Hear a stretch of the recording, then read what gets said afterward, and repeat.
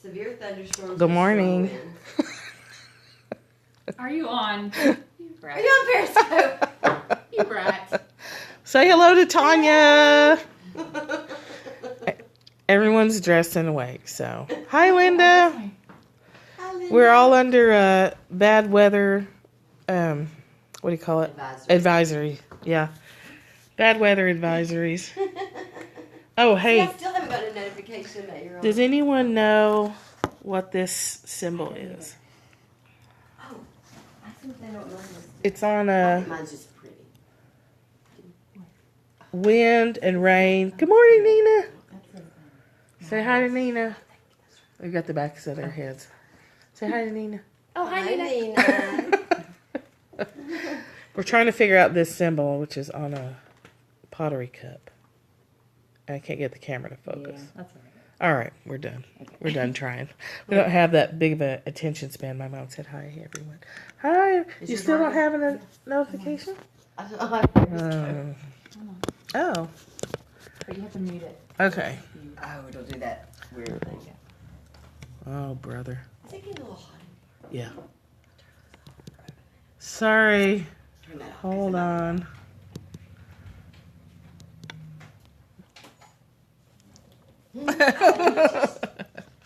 This is behind the scenes. Yeah, behind the scenes. Yeah, so we're going to do this because we all have to get on the road. The weather's pretty bad. And everywhere we're going, it's pretty bad. So our power's out at our house, so this kind of worked out well because, I can't do the scoping when the power's gone. So, And we can see the mountain today, too. and we can see the mountains today. I don't know if you guys can see them through the window, but can you see them? No. Maybe not. Oh, yeah, there. Oh, yeah. Oops. You can actually see the mountains today because the wind has blown off the cloud cover. And my clip is giving me a headache. Oh, yeah, there's tons of books. That's how you get rid of all your old books, is you buy a vacation cabin and you fill it up with all the books you don't want. Library books. Yeah, some are library books, so we're renting from criminals. Scandalous. Good morning. We're going to jump right in here. Everywhere we're going to our respective homes is under severe weather advisories, so we're going to get going pretty quickly. Good morning. Oh, Cindy and Linda. Hi, Barb. Hi, everybody. You guys are so great. I believe we're on 56. Yes. Today's is Mysteries of Power. And it's a good one, I think. Who knows doesn't talk. Who talks doesn't know. Closing the openings, shutting doors, blunting edge, loosing bond, dimming light. Be one with the dust of the way, so you come to the deep sameness. Then you can't be controlled by love or by rejection. You can't be controlled by profit or by loss. You can't be controlled by praise or by humiliation. Then you have honor under heaven. So that's true freedom, I think. You can't be controlled by any of those things. And it is the people who talk the loudest who typically know the least. I get really concerned when someone feels compelled to announce to me repeatedly that they're a Christian. It scares me. Because usually the ones with their cars covered in Jesus fish and throwing Bibles out the window and, just kind of attacking you with their religion, that's not a Christian to me. And it's concerning that they have to push it so hard. We talked about before about even the good being a judgment. Yes. Yeah. Well, yeah. And there's a difference in sharing your passion for a subject and attacking people with it. That's a little bit different. So, closing all that so that you focus on We have an echo. Closing all that down, the external stuff, it's out of a lack of their own belief. If someone's trying very hard to convince you that they believe something, they don't believe it. So the convincing they're doing is themselves. If someone's repeatedly giving you advice over and over and it doesn't apply to you, it's for them. What's coming out of their mouth is actually for them, but they aren't getting it. So the least Christian-like person is going to be that loud, pushy, knock you over the head with it person, or any other religion or any other political belief. When you stand certain and you're not controlled by all these things, love or rejection, profit or loss, you're in the middle. The way is the middle way, and you aren't pushing anything on anybody. You're just radiating who you are and letting the world go its way, and what comes to you, and you don't worry about it. And you definitely don't feel a need to go convert other people about it. Sometimes and there's a difference in that too. You find something good and you want to share it with the people you love. If it helped you, you have a desire to share that and to let people know about it. That's also different than, having an experience that changes you and then insisting that everybody else do it. You can offer and let people know and share the information, but you don't go say you have to. Like, this is what's wrong with you, and you have to do it this way. You say, here's an option for you. Here's 5 or 6 options for you, and hopefully you'll take one because you're kind of fucked up. That's how that goes. And we have a fire alarm doing the kick in the back. You probably can't hear it. I can hear it. So let's see Stephen Mitchell's translation. This is this book. Yeah, it's a squeaky fire alarm. Those who know don't talk. Those who talk don't know. Yeah, it's a beautiful place. Batter? Battery, yeah, it's the battery. Oh, yes. I was like, pancakes? Sounds delicious. There's tons of pancake places. Yeah, battery. I saw batter and immediately went to pancakes, so that tells you where my head's at. I'll be Heath and I'll make some noise in the background. Right, yeah. In case y'all are missing the clatter and clunking and stuff in the background, Michelle's just going to rattle some things around. Baseball. Yes. I'm hungry, yeah. I think, are you guys hungry? Yes. Yeah. Okay. Those who know don't talk. Those who talk don't know. Close your mouth, block off your senses, blunt your sharpness, untie your knots, soften your glare, settle your dust. And this is the primal identity. Yes. So past all of that, at the center of your being is your primal identity, the one you were born with, the one that you can return to all day, every day.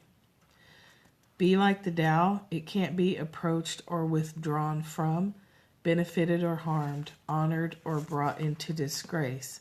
It gives itself up continually. That is why it endures.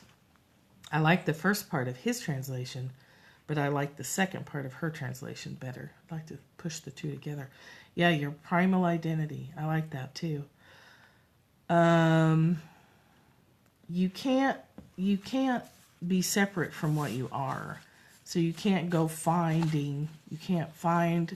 God. You can find religion because that's an external construct, but you can't find God because you already are in that. That's already who you are. The ocean can't find itself. Yeah. You can't go look. The ocean can't go looking for a wave. You're all one. You're all one thing. And that can really boggle your mind when we're used to thinking of, I got to go ask Dad for $10. Or I got to go get something from a parent. I think a lot of times, long past when we should be, we're still thinking of the universe or God or whatever as something out there. that we have to get something from, like we used to get things from our parents or our caretakers.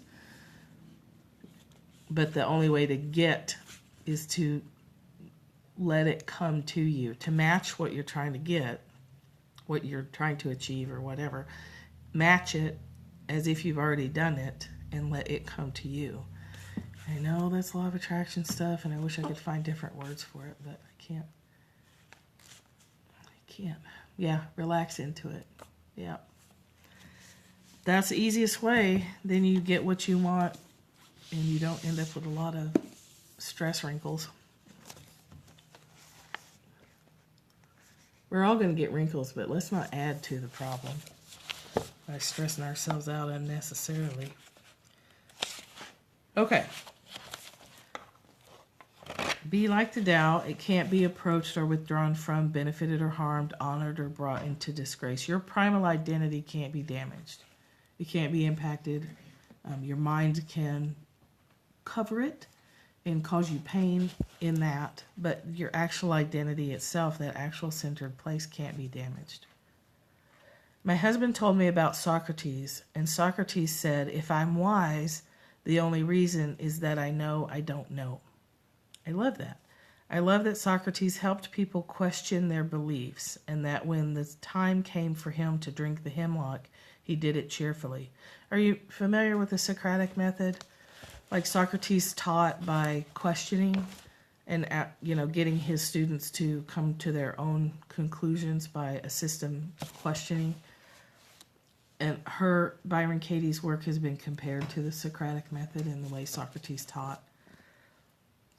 And then he was imprisoned for his beliefs, and he got to pick his own poison, and he picked hemlock and died. That's how he died. I'm sure he was politically terrifying to the people in charge. Yes, you lay a trap for people by asking them a lot of questions, and then they fall into your net and you win. He wasn't scaring himself or making himself sad. Maybe half. Like his dear unconscious disciples, by projecting a non-existent past onto a non-existent future. He wasn't identifying with a body. When mind leaves the body, we throw it in the ground and walk away. He understood that whatever happens, reality is good. That would bring cheer to anyone's heart. I don't know. I'm pretty sure they gave him a choice of ways to die. And I think, you can Google that. And I totally could be wrong. But I think he got to choose.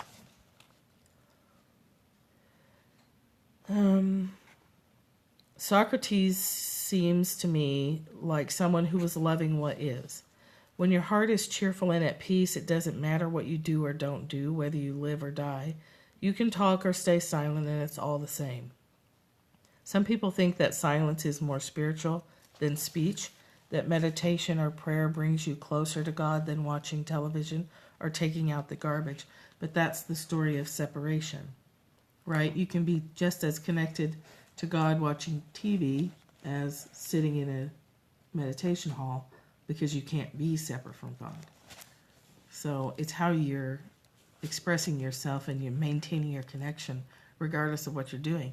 Taking out the garbage can be a very mindful practice if you make it so. It's just remembering who you are and what you're doing. That's all it is.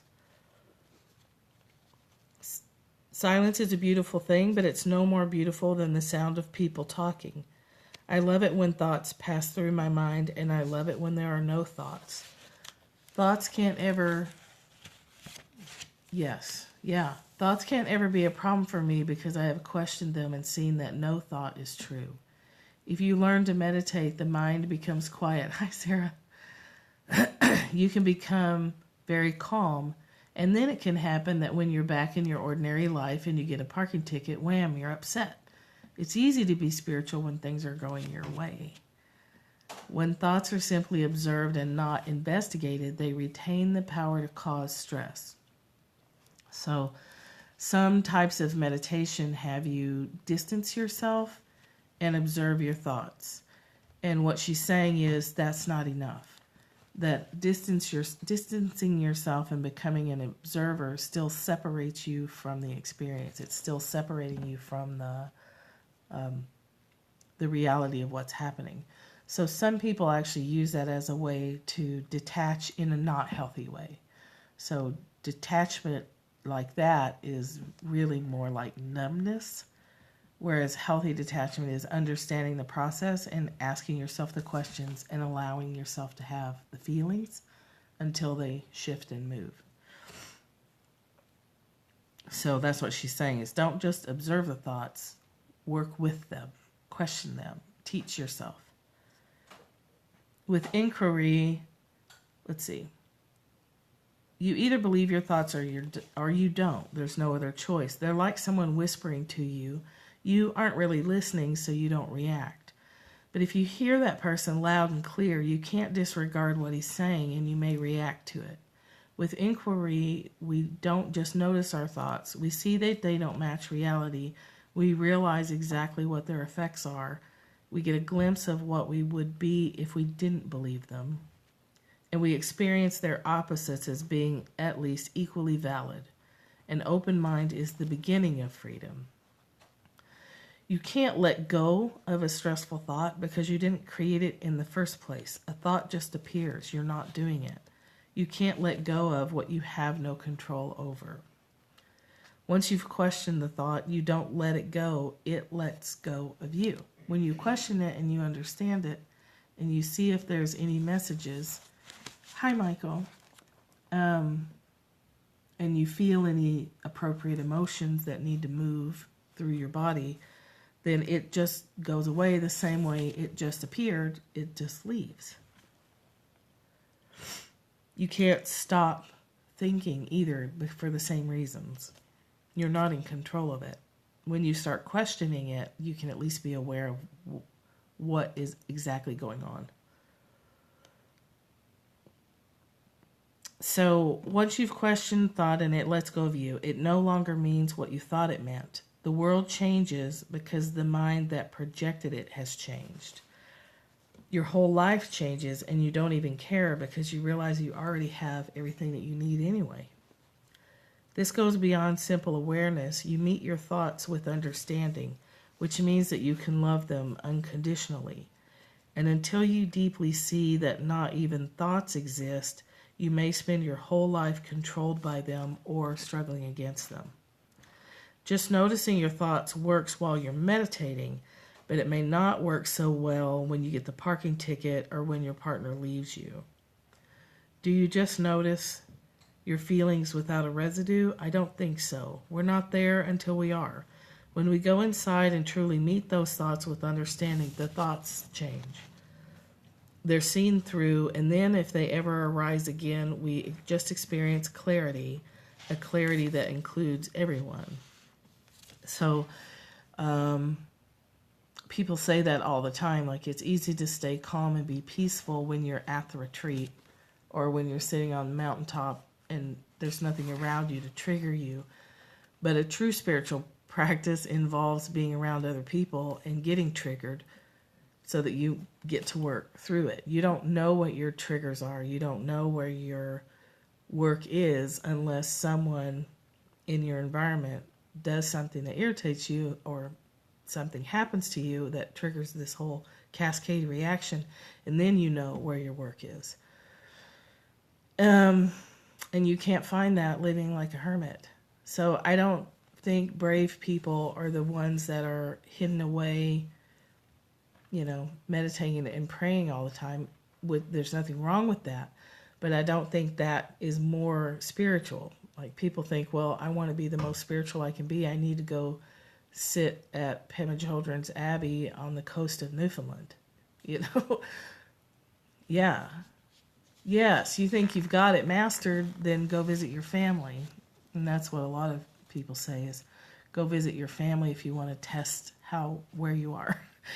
If you can be with your family and not get triggered, or, if you can be with your family and actually appreciate the ridiculous things they do, then you're a spiritual master. That's what Thanksgiving is for. Thanksgiving is actually the Hunger Games.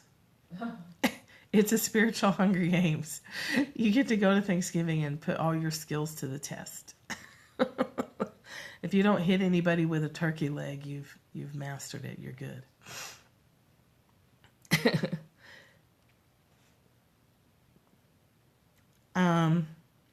One of the best things to do for this practice is sit and make a list of everyone who irritates you and everyone who you appreciate, because you're both. You have that irritating quality and you have the thing that you appreciate in somebody else. So this mirror stuff. Yeah, spiritual Hunger Games. Hashtag spiritual Hunger Games. I'm trying to remember to use that at Thanksgiving. If you'd breathe that in the holidays, it'd be a little bit easier for you. You have to breathe. Yes, that's true too. So, beginning meditators think that they're going to get rid of their thoughts. That's not going to happen. You're just going to recognize what they actually are. You're going to learn the truth of your thoughts, the truth of your stories about them, the truth of the things that you've woven around yourself that's created an identity that maybe needs to be revamped. And you'll be able to do that by questioning your thoughts. And that's, as far as I know, that's the only way to do it that doesn't involve repression of some kind that then comes leaking out later. If you squash a part of yourself, it doesn't go away and it tends to pop out and get you in trouble later. Like something comes flying out of your mouth, or you set up a situation without even realizing it, and then you're in trouble. Well, that's okay if you blow it out of proportion. Until now, you've blown it out of proportion. But it's also okay to feel like that. Whatever you feel is how you feel. Just start there. You've got all kinds of material you could start with today. So, I think I'm going to just call this one short because we need to get going here. Impending weather. Yeah, we've got impending All weather in all directions. So we're all driving and leaving and driving separate directions, but every place that we're going has severe weather going on, and the power's out at our house, and I need to go to the grocery store. I'm 3.5 hours away. Yeah. It's going to snow at my house. Tornadoes at... Yeah. Yeah, Michelle Lee has snow. There's tornado warnings where Tanya is, and we're supposed to get snow. Yeah, we can only get away for one night. Those darn kids. Thank you. I love you guys very much, and have a great day. Thanks for hanging out with us. Here, let's go. Surprise Tanya. Let's show the... Oh, okay, let me show you the mountains. And then look at this coziness. She's not feeling that well. Oh, I'm sorry. I just exposed her discomfort to the world. Here you go. It's nice now. There was a little tree branch on my car. And Michelle didn't get any sleep because of the wind all night. Tennessee's a pretty place. Yeah, Gatlinburg. Here's the back side of the house. And then look at Michelle's windblown hair.